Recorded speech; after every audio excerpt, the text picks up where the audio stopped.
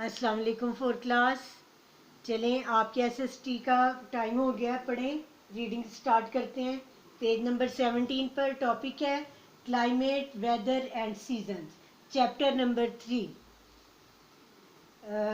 What causes weather. आज हमने ये पढ़ना है। देखें, as the earth is round and not flat, the rays of the sun do not evenly on the land and ocean. The sun shines more directly near the equator, bringing these areas more warmth. However, the polar regions are at such an angle to the sun that they get little or no sunlight during the winter, causing colder temperatures. These the differences in temperature create a restless movement of air and water in great swirling currents to distribute heat energy from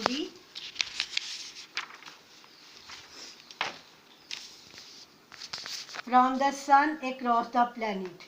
When the air in one region is warmer than the surrounding air, it becomes less dense and begins to rise, drawing more air in underneath.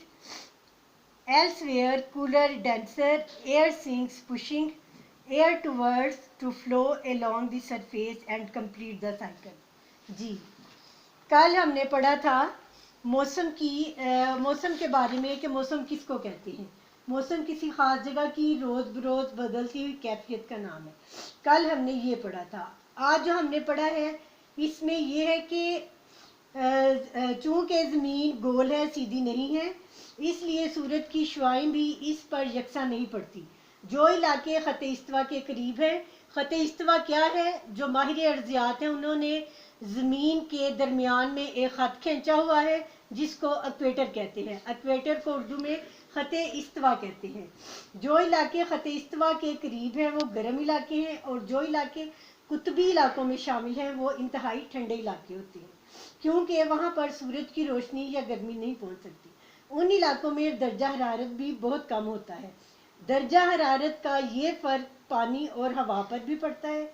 हवा गर्म होकर ऊपर की तरफ उठती है, चूँकि वो हल्की होती है इसलिए ऊपर की तरफ उठती है, और ऊपर जो ठंडी हवा होती है वो भारी होने की वजह से नीचे आती है और उसकी खाली जगह को पूर कर देती है जहाँ से गर्म हवा ऊपर की तरफ उठी थी। इस तरह से ये एक साइकिल, ये एक चक्कर जो है वो चलता रहता है। ये है वजह मौसम के बदलने की।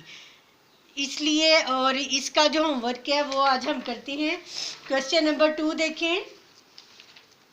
क्वेश्चन नंबर 2 है व्हाट कॉजेज वेदर। ये देखें, ये लॉन्ग क्वेश्चन है। इसके 3 आपने पॉइंट लिखने हैं।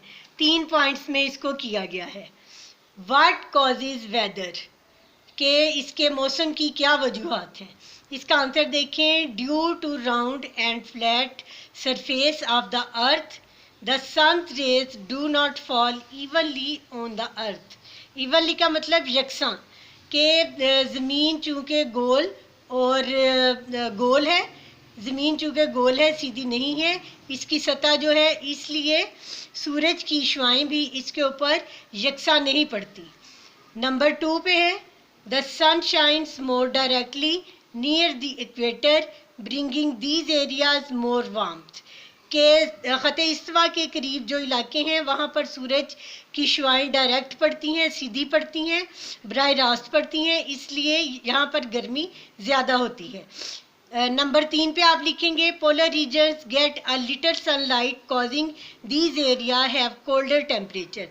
कुतबी इलाकों में चूँकि बहुत कम सूरज की रोशनी होती है इसलिए ये इलाके बहुत ज़्यादा ठंडे होते हैं। ये 3 पॉइंट करके आपने करना है और इसको याद करना है। डेली का आपने एक एक पॉइंट याद करना है, इसको इकट्ठा नहीं करना क्योंकि लंबा है। ठीक है, स्पेलिंग्स भी याद करने और नीट कॉपी के ऊपर होमवर्क करना है। अल्लाह हाफिज़।